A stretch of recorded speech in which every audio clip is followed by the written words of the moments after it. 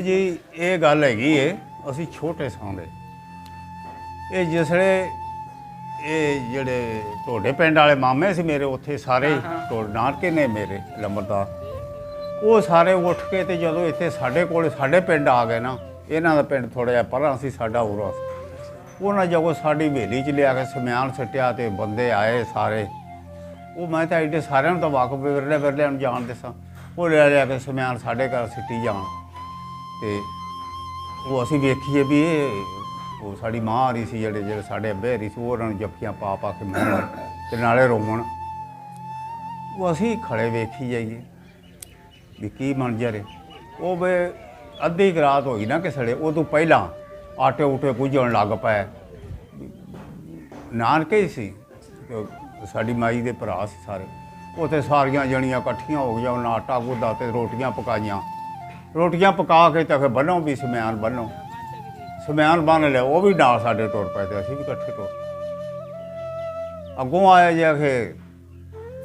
ਖੋਜੋ ਬੂਟੇ ਜੇ ਆ ਗਏ ਕਿਉਂ ਵੀ ਖੋਜੋ ਕਿਉਂ ਉਹਨੇ ਆਖ ਅੱਗੇ ਤਾਂ ਸਿੱਖ ਖੜੇ ਨੇ ਉਹ ਬੰਦੇ ਵੱਢੀ ਜਾਂਦੇ ਨੇ ਉਹ ਫਿਰ ਸਾਡੇ ਉੱਥੇ ਕੋਈ ਚਰੀਆਂ ਚੁਰੀਆਂ ਹੈਗੀਆਂ ਸੀ ਅੱਜ ਕੱਲ੍ਹ ਦਾ ਮੌਸਮ ਸੀ ਉਹ ਚਰੀਆਂ 'ਚ ਵੜ ਕੇ ਸਾਰਾ ਪਿੰਡ ਬਹਿ ਗਿਆ ਨਾਨਕੇ ਵੀ ਤੇ ਸਾਡਾ ਪਿੰਡ ਵੀ ਉੱਥੇ ਚਰੀ 'ਚ ਬੈਠੇ ਰਹੇ ਫਿਰ ਕੋਈ ਸਰਗੀਆਂ ਕਢਵਾ ਤੋਂ ਉਹਨਾਂ ਸਾਨੂੰ ਬਾਲਾਂ ਨੂੰ ਖਿੱਚ ਲਿਆ ਕਿਸੇ ਨੂੰ ਡੰਗਰ ਹੈਗੇ ਸੀ ਸਾਡੇ ਕੋਲ ਕਿਸੇ ਨੂੰ ਬਾਲਾਂ ਉੱਤੇ ਸਿੱਟ ਲਿਆ ਕਿਸੇ ਨੂੰ ਗੱਡੇ 'ਤੇ ਸਿੱਟ ਲਿਆ ਉਹ ਐਵੇਂ ਕਰਦੇ ਕਰਦੇ ਆਏ ਕਿਦੋਂ ਕੋਈ ਪਾਣੀ ਮੰਗੇ ਤੇ ਵਡੇਰੇ ਆਖਣ ਪਿਆਵਾਂਗੇ ਆਖਿਆ ਓਏ ਇਹ ਖੂਹ ਖੜਾ ਕਿਹੜੇ ਖੂਹ 'ਚ ਨਿਗਾਹ ਮਾਰਨੀ ਉੱਥੇ ਉਹਨੇ ਆਖਣਾ ਪੁੱਤਰ ਇਹ ਨਹੀਂ ਪੀਣ ਵਾਲਾ ਸਾਨੂੰ ਉਹਨਾਂ ਆਖਣਾ ਕਿਉਂ ਉਹਨੇ ਆਖਿਆ ਇਹਦੇ ਤਾਂ ਬੰਦੇ ਮਰੇ ਪਏ ਉਹ ਤਾਂ ਫਿਰ ਸਾਨੂੰ ਉਹਨਾਂ ਖਿੱਚ ਲੈਣਾ ਅੱਗੋਂ ਸੂਆ ਵਗਦਾ ਸੀ ਆਖਣਾ ਸੂਆ ਵਗਦਾ ਉਹ ਵੀ ਨਿਰਾ ਖੂਨ ਵਗਦਾ ਸੀ ਅਸੀਂ ਵੇਖਦੇ ਸਾਂ ਵਾਹਵਾ ਵੱਡਾ ਸਾਰਾ ਸਮਝਦੇ ਸੀ ਕੋਈ ਐਡੀ ਵੱਡਾ ਨਹੀਂ ਸਾਂ ਵੀ ਲੜਾਈਆਂ ਝਗੜੇ ਮੈਂ ਨਹੀਂ ਵੇਖੇ ਇਵੇਂ ਕਰਦੇ ਕਰਾਂਦੇ ਤਿੰਨਾਂ ਦਿਨਾਂ ਦੇ ਵਿੱਚ ਅਸੀਂ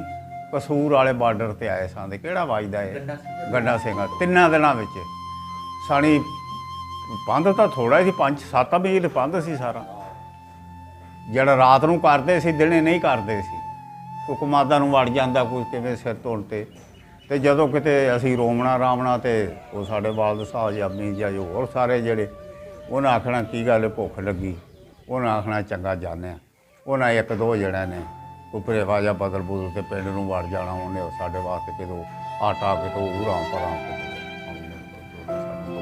ਟੋਪਰ ਟੱਪਰ ਜਾਣੇ ਕਿਤੇ ਕੁੜੇ ਕਿਤੇ ਸੱਜਰੇ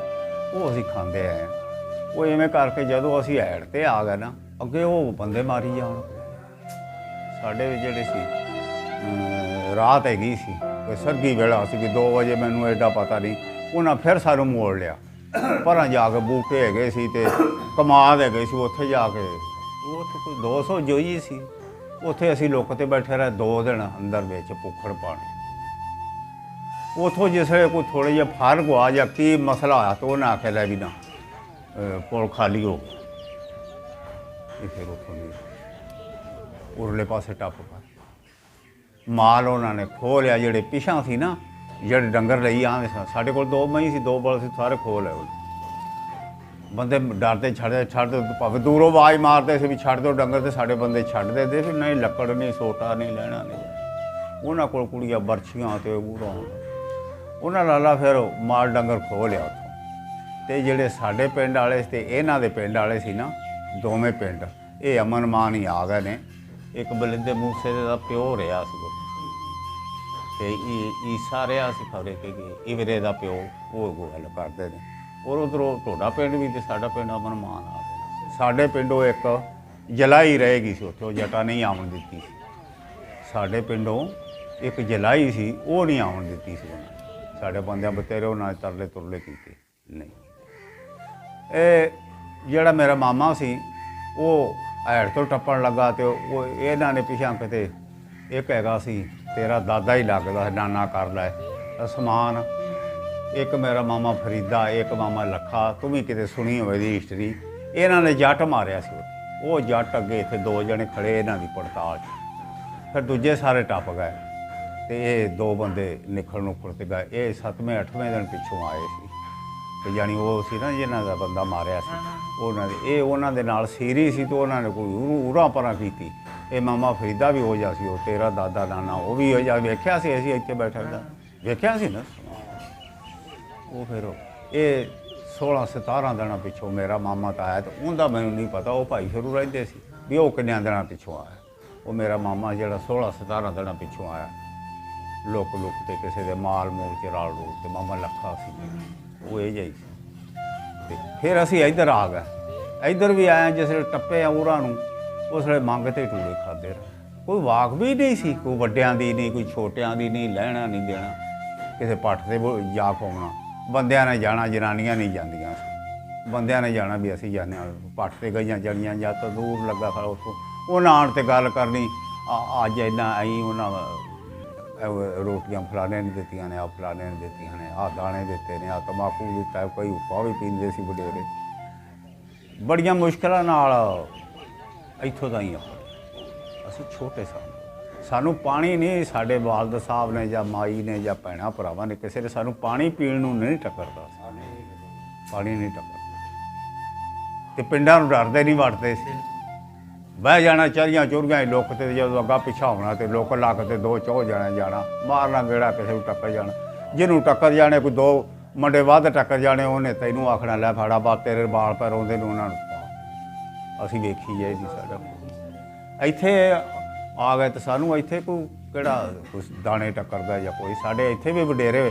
ਅੱਗੋਂ ਮੰਗ ਵਿੱਚ ਪੰਗ ਤੇ ਕੰਮ ਸਾਰਦੇ ਰਹੇ। ਕੋਈ ਵਾਕ ਵੀ ਤਾਂ ਹੈ ਨਹੀਂ ਸੀ। ਜਿਹੜੇ ਇੱਥੇ ਅੱਗੇ ਲੈ ਸਨੀਕ ਬੈਠੇ ਸੀ ਉਹ ਤਾਂ ਗੱਲ ਨਹੀਂ ਸੁਣਦੇ ਸੀ। ਜਿਹੜੇ ਇੱਥੋਂ ਦੇ ਪਾਵਲੀ ਬੈਠੇ ਸੀ ਜਾਂ ਚੌਧਰੀ ਬੈਠੇ ਸੀ ਨਾ, ਅੱਜ ਭਾਵੇਂ ਕੋਈ ਆਖੀ ਜਾਣੇ, ਇਹ ਤਾਂ ਗੱਲ ਨਹੀਂ ਸੀ ਸੁਣਦੇ। ਜਿਵੇਂ ਨਾ ਤੈਨੂੰ ਜ਼ਿਆਦਾ ਪਤਾ, ਤੂੰ ਵੱਡਾ ਹੈ ਮੇਰੇ ਤੋਂ,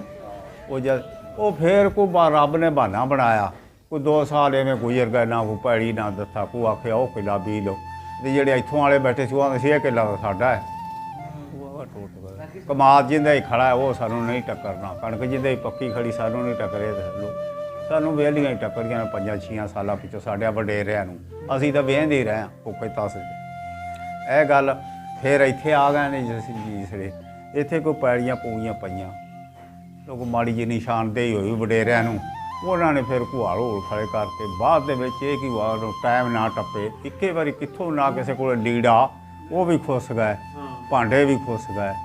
ਡੰਗਰ ਵੀ ਖੁੱਸ ਗਏ, ਤੇ ਸਾਰੇ ਕੋਲ ਇੱਕੇ ਵਾਰੀ ਕਿੱਥੋਂ ਬਣੇ। ਫਿਰ ਆਹ ਜਿਹੜੀ ਨਾਰ ਹੈ ਨਾ, ਇਹ ਚੌਥੇ ਸਾਲ ਪਿੱਛੋਂ ਲੱਗੇ ਨੇ ਖਟੀਜਣ ਤੇ, ਇੱਥੇ ਫਿਰ ਸਾਰੇ ਬੰਦੇ ਲੱਗ ਗਏ ਤੇ ਬਾਲ ਵੀ ਲੱਗ ਗਏ, ਟੋਕਰੀਆਂ ਨਾਲ ਮਿੱਟੀ ਕੱਢ ਕੇ। ਇਹ ਸਾਰੇ ਖੋਤਿਆਂ ਨੇ ਨਹੀਂ ਕੱਢੀ, ਇਹ ਬੰਦਿਆਂ ਨੇ